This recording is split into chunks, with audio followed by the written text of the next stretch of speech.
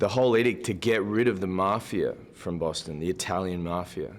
I think John saw an opportunity to rekindle his friendship with Whitey, to use that connection to bring him in as an informant. And together they could, I guess, elevate John within the FBI and eradicate the mafia from Boston. There was an admiration that John had, and perhaps a feeling like he was not made of the same stuff as Whitey. Now, why, whether people were afraid of him or enamored by him or a mix of both, I'm not sure. But certainly the feeling in our story is that there's a little bit of admiration that John has for Whitey, that at different times, crosses over to the edge of a little sense of fear and intimidation as well. He's not the kind of guy that you tell him what to do.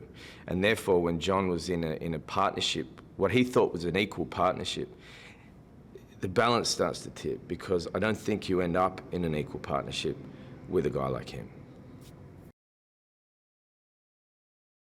We see John kind of hustling to try and satisfy the brief of being an FBI agent, but also satisfying the brief of being able to kind of rub shoulders with gangsters. And, definitely the feeling in our movie, in our telling of the story, is that John started to take on the sheen of a gangster. That I think he started to feel an enjoyment of being a part of that world. And he was having his cake and eating it too, in our telling of the story. That he could be heading towards the top office in the FBI and heading up those ranks, and at the same time head down to Miami and yuck it up with a bunch of guys who were doing some pretty bad things. And he was dancing that line very delicately.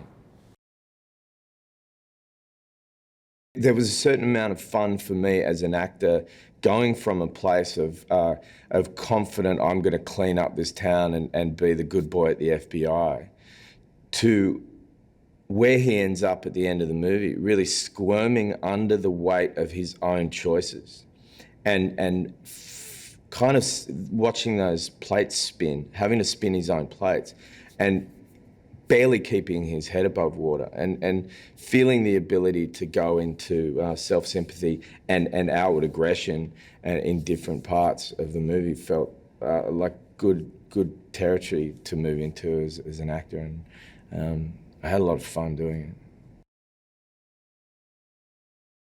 it. The performance is so contained, and according to what you read about Jimmy from various people's accounts, there was a kind of a cobra stillness to him, that the silence was often more chilling, the anticipation of what was going to happen out of that silence. And Johnny, I think, really captured that.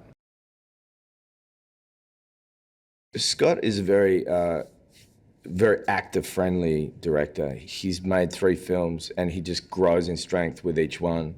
I think he elicits really great performances from actors. He works with very malevolent material, particularly in the last 2 films. I think actors are very drawn to him.